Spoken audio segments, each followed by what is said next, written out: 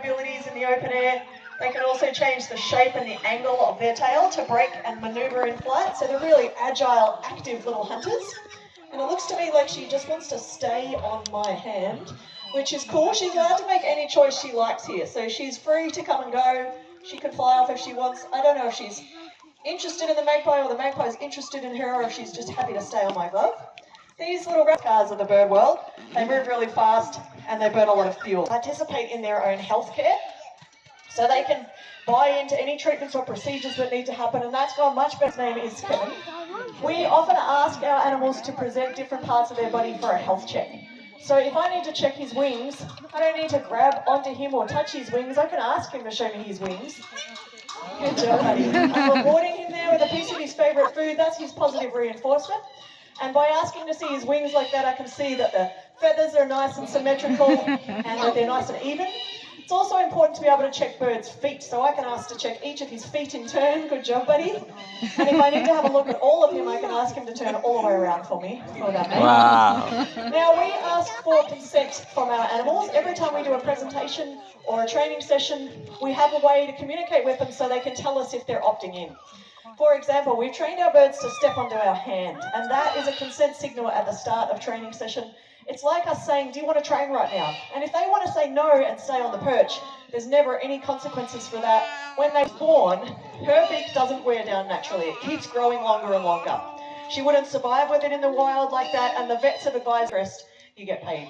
It also allows her beak to stay in a nice still position so we can bring the file up to her. But most importantly, this functions as her consent signal for beak filing when she wants. So let's bring Fergie, oh hang on, just before we do, let's bring Fergie out here. This is, perfectly timed girl. This is Fergie, the long-billed corella, and you might be able to see that her beak is a little bit longer, it's a little bit straighter, it's just the way that she is. So we're gonna go over to that beak rest and see if she's offering that already, which she is. While she's comfortable holding onto that beak rest, I'm going to bring that file up to her beak. And as long as she's holding onto the beak rest, she's happy for that to touch onto her beak there. Now that's all it takes. It only is a second. It doesn't need to be there for a long time. What I'm looking for from her is that she stays nice and still, that she's... And on this side, you can still do some other behaviours over here. So I could ask Fergie to turn around for me. Do you want to turn all the way around? Good job. Bro. Do you want to show me just your right foot? Yes. Wow. What about just your left foot? Good job. Well done. So she did a really great training session. That was very... Seeing large flocks down on the ground, and they use their long beak to dig up for food. The next bird we're about to meet is very rarely seen down on the ground. It's a bird that's found in far north Queensland and some of the major islands of the South Pacific. It's a bird that is specialised in camouflage. Got some special eyes. So he's completely green on the outside, and that's really important for them to be able to camouflage and come and be off the tree.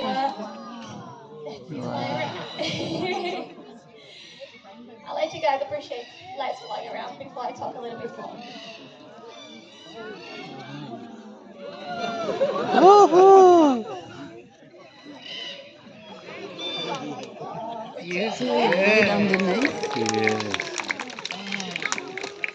So yes, as I was saying before, he's got this beautiful coloration because he needs to camouflage and kind of over trees for many, many hours. So it's very easy for him to be invisible. I'll show you his wings color. So very special there for the girls. I was talking about how the girls have different coloration.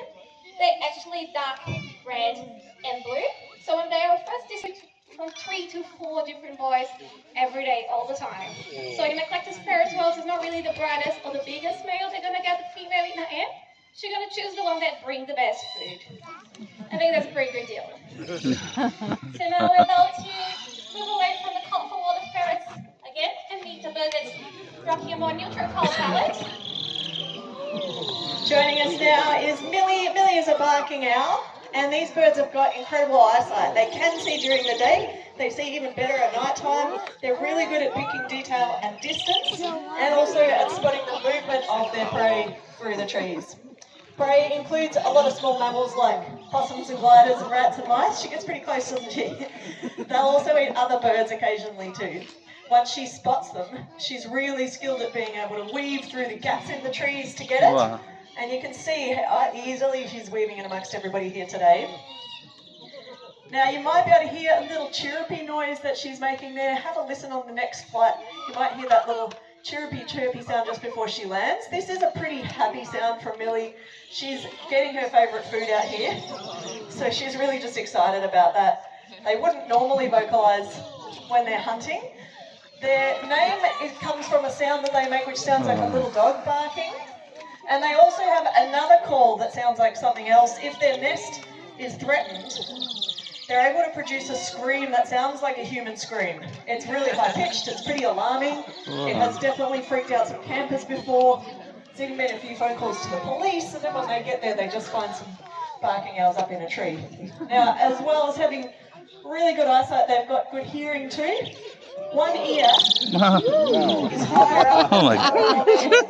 They can locate their prey in 3 dimensions. It's totally dark. Nearly touched my head. The sound that it makes. Now you'll see her swiveling her head a really long way around.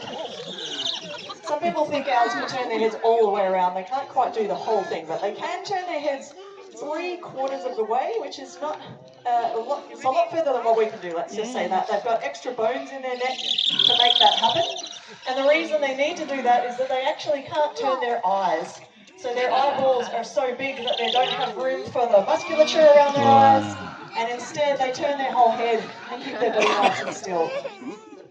Now, Millie is one of 4 species of hawk owl that look a little bit more hawk-like in their features. The other 4 species of owl in Australia are barn owls. They look quite different with a heart-shaped face. And these birds are a bit more common further north in Australia. In Victoria, they are a threatened species. There's only about 60 breeding pairs left in Victoria. They rely on tree hollows for survival, so we might need to look after their habitat to keep them around for longer. I think that Millie has done, she wants to do one more encore flight out here. She's done a really good job out here if she's ready to leave the stage. That was Millie, the barking owl. How good was she?